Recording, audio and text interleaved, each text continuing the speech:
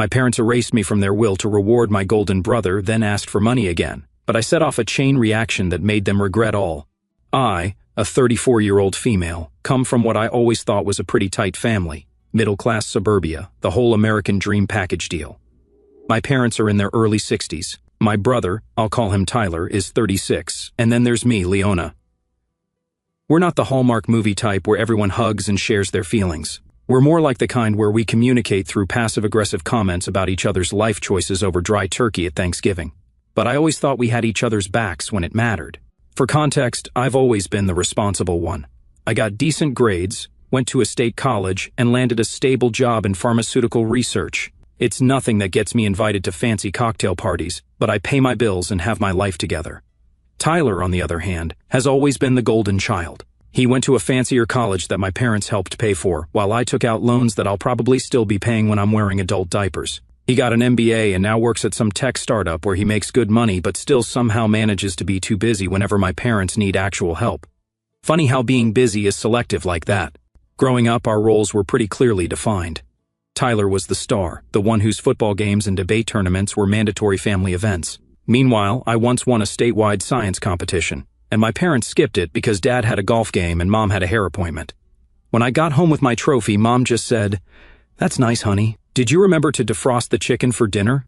Cool, but I wasn't bitter. Okay, maybe a little bitter, like lemon rind left in the sun for a week bitter, but I dealt with it. I figured that's just how families work. Someone gets to be the star, and someone gets to be whatever I was. The supporting character, the sidekick, the chicken defrosting champion. I moved out at 18 for college, worked 2 jobs while taking a full course load, and graduated with honors.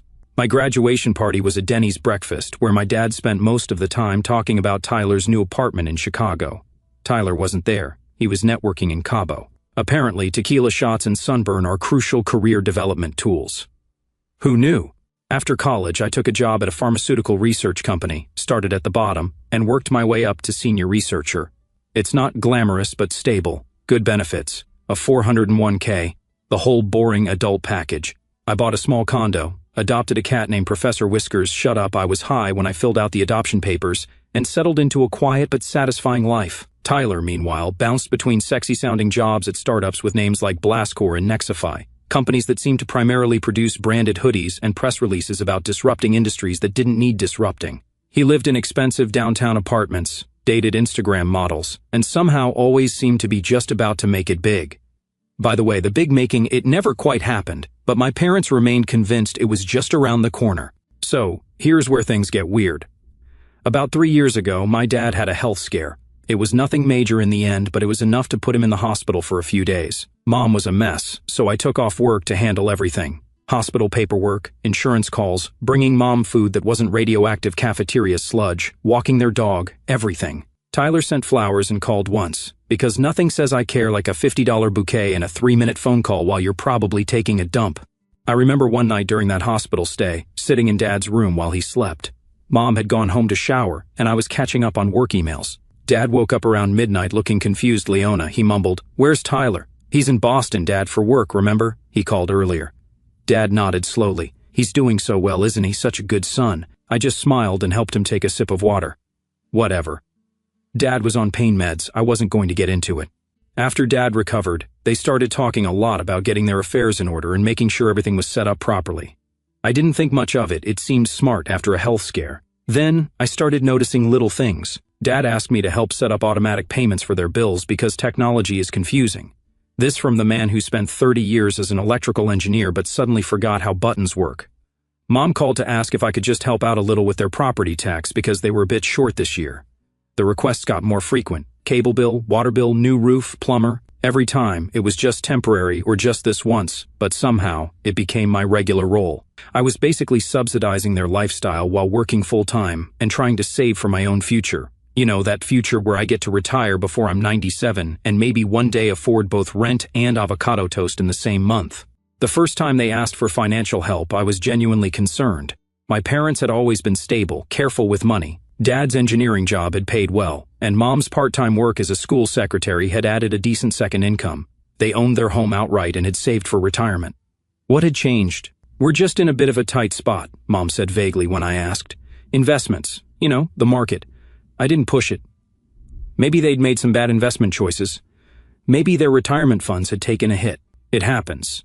And they'd help me out when I needed it, like that time in college when my car broke down and I couldn't afford the repairs. They'd sent me $800, no questions asked. This was just my turn to help them out. Except it didn't stop. The requests started small.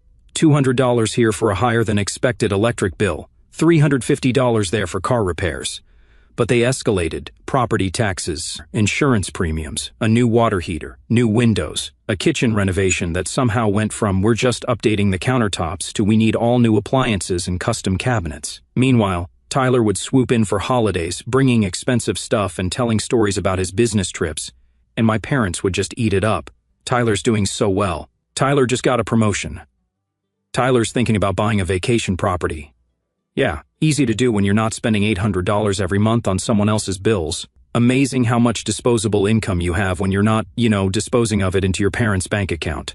I tried to keep track of how much I was giving them, but honestly, it got away from me.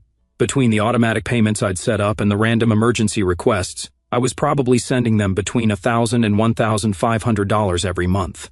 That's not pocket change. That's a mortgage payment. That's a nice car. That's a yearly vacation to somewhere that requires a passport and doesn't have bed bugs. But every time I started to question it, to wonder if maybe I should be saving that money for myself instead, the guilt would hit.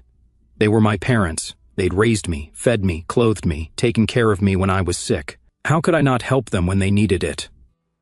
So I kept paying, kept helping, kept being the responsible one. I cut back on my own expenses, canceled my gym membership, stopped getting haircuts at the nice salon and switched to Great Clips, meal prepped sad little containers of rice and chicken instead of going out to lunch. I told myself it was temporary just until they got back on their feet. I didn't mind helping out at first. They're my parents, but something felt off about the whole situation that I couldn't quite put my finger on.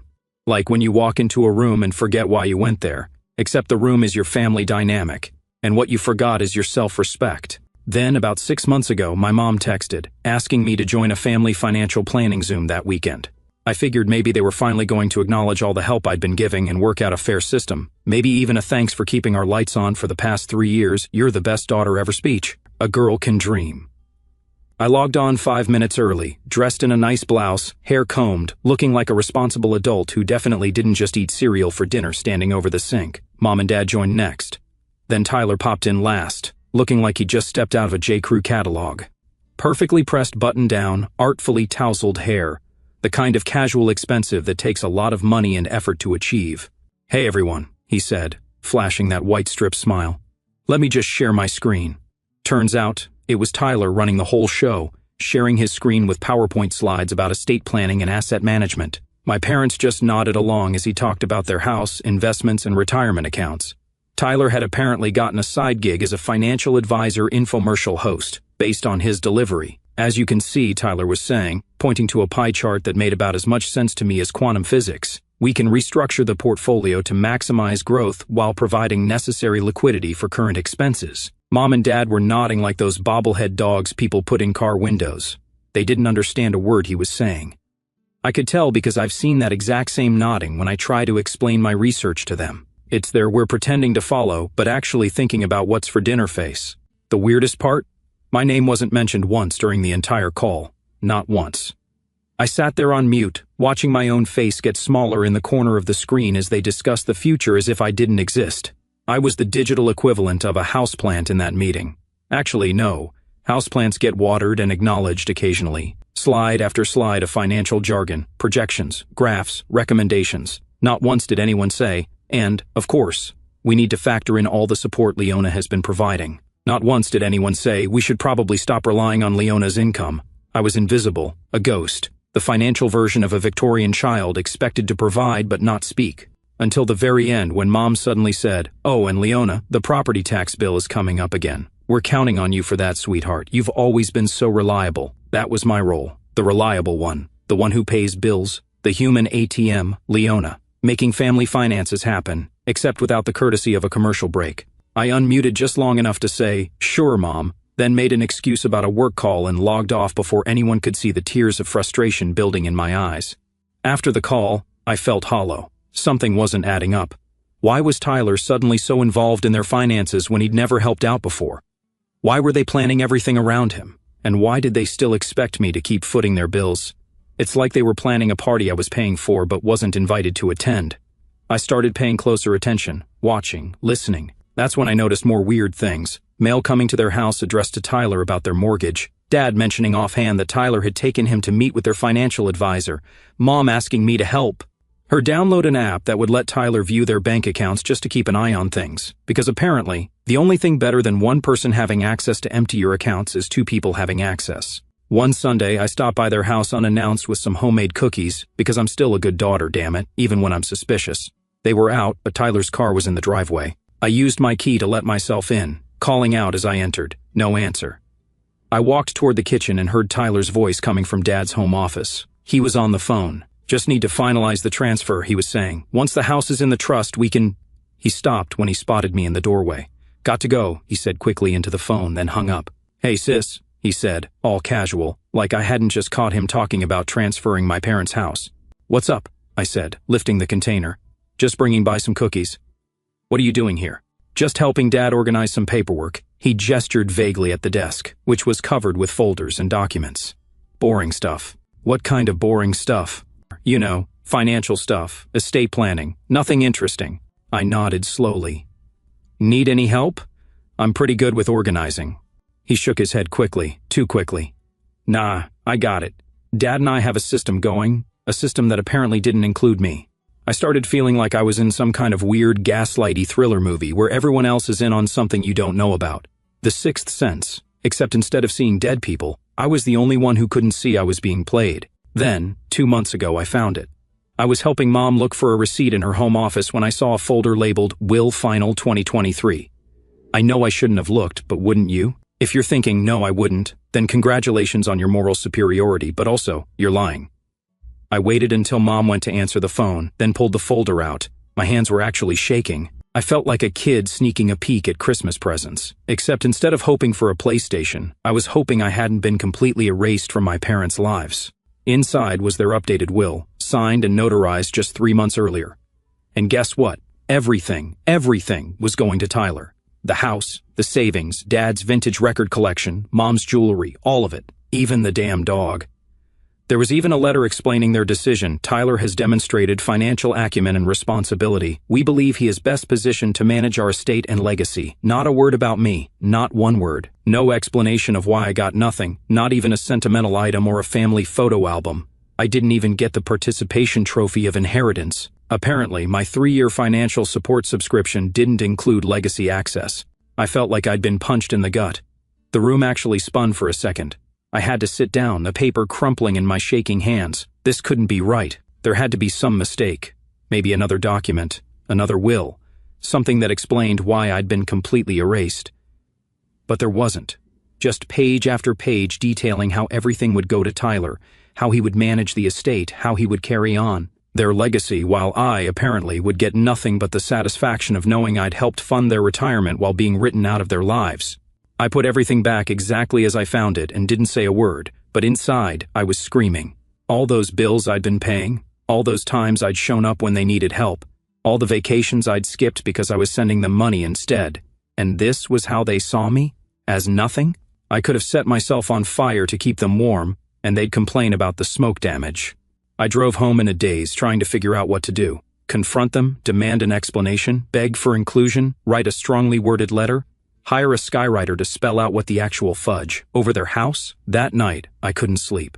I kept going over and over the past 3 years in my head. All the checks I'd written, all the automatic payments I'd set up, all the times I dipped into my savings to help them out. And for what? To be erased? To be nothing? I pulled out my bank statements and started adding up the payments. Over 3 years, I'd given them more than $40,000. $40,000. That's a down payment on a house. That's a master's degree. That's a really nice car or a really mediocre boat. And they couldn't even be bothered to leave me a freaking coffee mug in their will. I decided to wait, to watch, to see if they'd ever tell me themselves, to see if they even thought I deserved to know. And that's when I made a decision that might make me the bad guy. I didn't tell them I knew. I didn't confront them. I just stopped. Stopped answering when they called about bills. Stopped sending money. Stopped being their safety net. Stopped setting myself on fire to keep people warm who weren't even grateful for the heat. I told myself I'd give them 3 months. 3 months to either come clean or to show me that I mattered for more than my wallet. 3 months to see if they'd even notice I was pulling away. To my surprise, they didn't. Instead, the requests just got more insistent, more entitled, more desperate, the financial version of a toddler throwing a tantrum in the candy aisle. Leona, the electric bill is past due. When are you sending the money? Leona, we need the property tax payment by Friday. Leona, did you forget about the cable bill? Your father is missing his shows. Not once did anyone ask if I was okay, if something had happened, if I needed help for a change. They were so far up their own asses they could see their tonsils. And Tyler? Radio silence. Apparently the family financial manager wasn't concerned with actual day-to-day bills. Shocking how financial acumen doesn't extend to actually paying for things. One evening, about a month into my financial strike, I went to their house for dinner. Mom had called and specifically requested I come over. We need to talk about something, she said, which usually means we need you to write a check for something. I didn't want to go, but I went anyway because I'm a masochist, apparently. Or maybe I was still holding out hope that they'd notice. Something was wrong, that they'd ask if I was okay, that they'd recognize I was a person with feelings and not just a convenient ATM with legs. Dinner was the usual, with conversations dominated by Tyler's latest achievements, even though he wasn't there. Dad talked about how Tyler was thinking of investing in some new tech startup. Mom mentioned how Tyler had sent them a gift basket from some fancy store I couldn't afford to shop at. Then, as I was helping clear the dishes, Mom said, "Oh, Leona, the property tax bill came yesterday. It's $3,200 this year. Can you take care of that by Friday?" Just like that. No please, no acknowledgement that she was asking me for $3,000, no recognition that I'd been ignoring their financial requests for weeks, just the expectation that I would pay because that's what I did. That was my role, the responsible one, the wallet. "I can't this month," I said, keeping my voice neutral as I rinsed a plate. Mom froze, sponge in hand. "What do you mean you can't?" I can't. I'm having some financial issues of my own. Not a lie. My financial issue was that I'd been hemorrhaging money to them for years. But this is important, Leona. It's property tax. If we don't pay, there are penalties. I shrugged. "I'm sure Tyler can help out. He's doing so well with all his financial acumen and everything." Mom's face did something complicated, like she was trying to solve a difficult math problem. "Tyler? But we don't ask Tyler for money." "Why not?" "Well, because he's busy. He has his own expenses, his own life." "And I don't?" Mom looked genuinely confused, like I'd suddenly started speaking Klingon. "That's different. You're the responsible one. And that means I'm responsible for your bills too? We've helped you too, you know. Remember when you needed money for car repairs in college? We sent it right away, no questions asked." I had to laugh at that. "Mom, that was $800, like 15 years ago. I've given you tens of thousands of dollars since then. It's not the same thing." Mom's face hardened. "I didn't realize you were keeping score." And that was it. The moment I realized nothing was going to change. They didn't see a problem with the arrangement. They didn't understand why I was pulling back. In their minds, this was just how things were supposed to be. I pay, they take, Tyler gets everything in the end. The circle of financial dysfunction. I dried my hands on a dish towel and grabbed my purse. I should go. "But what about the property tax?" Mom called after me as I headed for the door. I turned back just long enough to say, "Not my problem," and I walked out. Then, 3 weeks ago, Mom called and asked me to meet them for lunch. "We need to talk about something important," she said. My heart actually skipped. Was this it? Were they going to tell me about the will, apologize, maybe give me a kidney? At this point, I would have settled for any organ recognition. I got to the restaurant early, feeling nervous but hopeful. They showed up 20 minutes late, with Tyler in tow. We ordered, made small talk about the weather and Mom's garden. Then, as our food arrived, Mom cleared her throat and said, "Leona, sweetheart, we wanted to talk to you about the bills. We've noticed you haven't been keeping up with things lately." I waited. Surely this was the lead-up to the real conversation, the appetizer before the main course of, "We're sorry we've been treating you like an unpaid utility service." Dad jumped in. "We understand everyone goes through tight times. If you're having financial difficulties, you should have just told us. We're family." I nearly choked on my water. They were talking to me about financial difficulties after I'd been bankrolling their lifestyle for years. The irony was so thick you could frost a cake with it, but I kept my cool. "I'm doing fine, actually, just reassessing my budget." Translation, reallocating funds from the bank of enabling you to the republic of taking care of myself for once. Mom looked relieved. "Oh, good. So, you'll take care of the electric bill this week? It's 2 months overdue now and they're threatening to disconnect service." That's when Tyler, who had been silent until now, added, "It's important to stay on top of these things, Lee. Financial responsibility is crucial." I stared at him, then at my parents. Were they for real? Was this actually happening? Was I having an aneurysm? Was I being pranked? Where were the hidden cameras? Tyler went on, warming to his topic. "I've been looking at Mom and Dad's overall financial picture, and frankly, I'm concerned. Their retirement planning needs serious attention. That's why I've been stepping in to help manage things." "Manage things?" I repeated. "Like paying their bills?" He had the grace to look slightly uncomfortable. "Well, no, not the day-to-day expenses. More like the big picture stuff. Investments, estate planning. The future." "The future," I echoed. And that's when Mom dropped the bomb, completely casual, like she was commenting on the weather. "Oh, and while we have you both here, we've updated our will recently. Tyler will be handling everything when the time comes. He's just better positioned for it, with his financial background. We know you understand, Leona. You've always been so practical." They'd planned this, waited until a public place brought Tyler as backup. They never intended to apologize or explain. This lunch wasn't to come clean, it was to make sure I kept paying their bills even though they'd cut me out of their future. It was an intervention for my sudden outbreak of financial self-respect. I sat there, fork halfway to my mouth, as the full reality washed over me. I wasn't family. I was a utility, a service, a means to an end. I wasn't a daughter, I was a walking, talking direct deposit. I put my fork down slowly, took a sip of water, and placed a 20 on the table for my meal. "I think I should go," I said quietly. "But you've barely touched your food," Mom protested. I just looked at her. Really looked at her, maybe for the first time. I'm not hungry anymore. Not for food, not for the emotional scraps they were tossing my way. As I stood to leave, Dad called after me. "So, about that electric bill?" I turned back just long enough to say, "I'm sure Tyler can handle it. He's better positioned for that kind of thing." Throwing their words back at them felt good, like returning a decade of Christmas fruitcakes all at once. And I walked out. I didn't yell. I didn't cry. I didn't send angry texts or make dramatic phone calls. I just went home, sat down at my computer, and systematically removed myself from their financial lives with the precision of a surgeon removing a tumor. I canceled every automatic payment I'd set up. I closed every joint account. I called every utility company and removed my name as an authorized payer. I emailed their HOA to let them know I would no longer be covering the dues. I even called their lawn service to cancel the monthly maintenance I'd been paying for. I crossed every T, dotted every I, and cut every financial cord with the dedication of someone closing their tabs at the end of a night of drinking, except I was finally sobering up. The satisfaction I felt with each cancellation, each removal, each deletion was concerning, honestly. It felt too good, like I was finally taking back control of something that had spun way out of my grasp.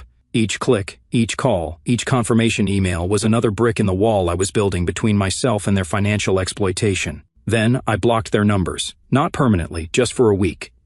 I needed space to think without the guilt trips and demands, like a financial detox. For that week I felt strange, lighter in some ways, heavier in others. I kept expecting to feel guilty, but mostly, I just felt sad. Sad that the family I thought I had never really existed. Sad that I'd spent so many years trying to earn love that should have been unconditional. You shouldn't have to buy your seat at the family table. When I unblocked their numbers, the messages flooded in, confused at first, then concerned, then angry. But not concerned about me, concerned about the bills, the payments, the services. My favorite was Dad's, "The internet is out. How am I supposed to watch my YouTube videos?" "I don't know, Dad. Maybe rub 2 sticks together and see if Netflix appears." I didn't respond to any of them. What was there to say? "Sorry, your human ATM grew a spine?" 2 weeks passed, then 3. I focused on myself for once, started looking at my own finances, shocked to realize how much I'd been giving away all these years. Thousands, tens of thousands, probably, over time. Enough to have bought a small house in some states, or approximately 8,000 avocado toasts, if you believe what boomers say about millennial spending habits. I started therapy, started actually spending money on myself without guilt, joined a gym, booked a hair appointment at a salon that didn't also cut pets' fur, bought new sheets with a thread count that didn't feel like sleeping on sandpaper, small luxuries that felt enormous after years of pinching pennies, so my parents could live comfortably. The calls and texts kept coming, growing increasingly desperate. Mom switched from anger to guilt. "I don't understand why you're doing this to us after everything we've done for you." Dad was more direct. "You need to start paying these bills again. This isn't acceptable behavior." Then, yesterday, I got the text I'd been waiting for from my mom. The power's out. Did you forget the payment? No, I miss you. No, can we talk? No acknowledgement of what happened at lunch. Just the assumption that I would keep paying, keep fixing, keep being the ATM. She might as well have texted, money, please, like Mona Lisa from Parks and Rec. I stared at the message for a long time, then typed back, no, I remembered exactly what you said. Then, I turned off my phone and went to bed. Slept like a baby, actually. The kind of sleep you get when you finally put down a backpack full of rocks you've been carrying uphill for years. This morning, I woke up to 37 missed calls, and a voicemail from my dad that was just him yelling about responsibility and family duty. But here's the part that might make me the bad guy. I knew they didn't have the money to pay the electric bill. I knew their power would be shut off if I didn't step in. And I did nothing. In fact, I drove to their neighborhood around the time I knew the power company would be coming to disconnect service, parked across the street, watched as the utility van pulled up, watched as the worker got out, went to the meter, did whatever they do to shut off power, watched as the lights in my parents' house went out. And I sat there sipping my coffee, feeling nothing, no guilt, no sadness, just a calm certainty that this was the natural consequence of their choices. They had used me, taken me for granted, and now they were experiencing what life was like without their personal ATM. My parents came outside, both on their phones. I could see them gesturing, probably leaving me increasingly frantic voicemails. Dad paced the driveway. Mom sat on the porch steps, head in her hands. I should have felt something, right? Guilt, remorse, the overwhelming urge to rush in and fix everything. But all I felt was relief. Relief that I wasn't responsible anymore. Relief that I didn't have to keep setting myself on fire to keep them warm. Maybe they're right. Maybe I am the bad guy for letting them sit in the dark, rather than just paying the bill one more time. Maybe I should have confronted them directly instead of this silent treatment. But after years of being the responsible one, the reliable one, the fixer, I'm tired. I'm just so damn tired. There's only so many times you can be the family doormat before you realize people are wiping their feet on you. After 2 weeks, first off, yes, their power did get turned back on eventually. Apparently, Tyler finally stepped up and paid the bill, after 3 days. 3 whole days before Mr. Financial Acumen decided to handle a basic utility payment. I guess his PowerPoint skills don't translate to paying power bills. Who knew? Those 3 days were interesting. I got hourly calls and texts, each more desperate than the last. Dad threatened to call the police and report me for elder abuse. Mom switched between guilt trips. I can't believe you'd let your own parents suffer. And attempts at manipulation. We're going to have to sell our jewelry to pay bills. Tyler kept alternating between angry texts accusing me of being heartless and pleading messages asking me to just pay the bill one more time, and we'll figure this out. I didn't respond to any of them. I just kept reminding myself of that will, of being written out of existence while still being expected to fund their lifestyle, of years of being taken for granted. It was like a mantra, keeping me strong when my resolve started to weaken. On day 3, the calls stopped, the texts stopped, radio silence from all of them. I actually got worried enough to drive by their house that evening. The lights were back on. Tyler's car was in the driveway. I later found out he'd finally stepped up and paid the electric bill, then spent the evening explaining to my parents that maybe, just maybe, they shouldn't have been relying on me for money all these years while planning to leave everything to him. Apparently, there was a lot of yelling, a lot of tears, a lot of denial and justification, but Leona never seemed to mind. Second, I got a handwritten letter from my mom yesterday, not an email or text, an actual letter, which shows how serious this is because my mom hates writing anything by hand. The last time she wrote something by hand was probably my birth certificate, and I'm pretty sure she complained about hand cramps. The letter wasn't exactly an apology, more like a confused attempt to understand what happened. She wrote that they've always seen me as the strong one, and never meant to take advantage. She said they didn't tell me about the will because they didn't want to upset me and thought I wouldn't care about material things, because apparently being written out of existence is a compliment to my spiritual nature or something. Thanks, Mom. I'll pay my rent with enlightenment. The real bomb was the last paragraph. We always counted on you because you were the only one we could trust. Tyler may look good on paper, but you were our rock. So, I was good enough to trust with paying their bills, but not good enough to trust with their legacy? Nice. I'm reliable enough to fund their retirement, but not reliable enough to inherit the fruits of it? Make it make sense. I haven't responded yet. I'm still thinking about what I want to say, or if I want to say anything at all. I'm currently torn between writing K on a blank piece of paper, or sending a bill for all the money I've spent over the years, with interest. Oh, and Tyler called me too. Get this. He admitted he had no idea about the extent of what I'd been paying. He thought I was just helping with occasional expenses, not basically funding their entire lifestyle. When I told him exactly how much I'd been sending them monthly, $1,350 on average, he actually went quiet for once in his life. I think I might have broken him.